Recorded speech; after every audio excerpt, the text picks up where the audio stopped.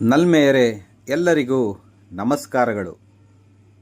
ಅನೇಕ ಪ್ರಥಮಗಳನ್ನು ಕನ್ನಡ ಸಾಹಿತ್ಯದಲ್ಲಿ ದಾಖಲಿಸಿದ ಕುವೆಂಪು ಒಂದು ಜೀವಂತ ಸೋಜಿಗ. ಕನ್ನಡದ ಗಡಿಗೆರೆಗಳನ್ನು ದಿಗಂತಮುಖಿಯಾಗಿಸಿ ಹಿಗ್ಗಿಸಿದ ದೈತ್ಯ ಪ್ರತಿಭೆ ಕುವೆಂಪು.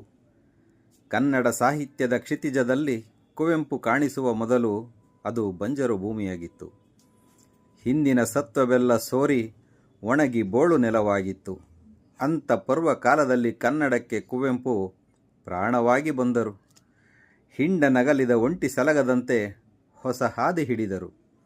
ಆನೆ ನಡೆದದ್ದು ರಾಜಮಾರ್ಗ, ಕುವೆಂಪು ನಡೆದದ್ದು ಕವಿರಾಜಮಾರ್ಗ.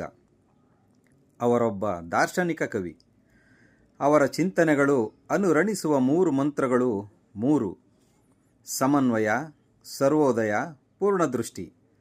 ಅವರ ದರ್ಶನ ದೀಪ್ತಿಗೆ ಮನುಜಮತ ಮತ್ತು ವಿಶ್ವಪಥ ಪರಿಕಲ್ಪನೆಗಳು ಗಟ್ಟಿ ಮೆಟ್ಟಿಲುಗಳು. ಓ ನನ್ನ ಚೇತನ, ಆಗು ನೀ ಅನಿಕೇತನ ಎಂಬುದು ಅವರ ಎದೆಯ ಹಾಡು.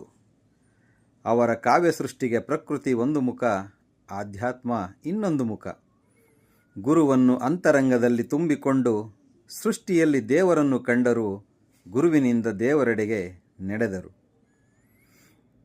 ಅವರ ಮೊದಲ ಚೊಚ್ಚಲ ಹೊತ್ತಿಗೆ ಇಂಗ್ಲಿಷ್ನ ಬಿಗಿನರ್ಸ್ ಮ್ಯೂಸ್, ನಂತರ ಇಂಗ್ಲಿಷ್ನಿಂದ ಕನ್ನಡಕ್ಕೆ ಮರಳಿದರು.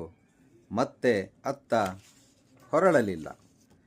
ಕನ್ನಡ ಸಾಹಿತ್ಯದ ಯುಗಸ್ಥಿತ್ಯಂತರಗಳೆಂದರೆ ಪಂಪಯುಗ, ವಚನಯುಗ, ಕುಮಾರವ್ಯಾಸ ಯುಗ, ರತ್ನಾಕರ ಯುಗ ಮತ್ತು ಕುವೆಂಪು ಯುಗ. ನಾವಿರುವುದು ಕುವೆಂಪು ಯುಗದಲ್ಲಿ.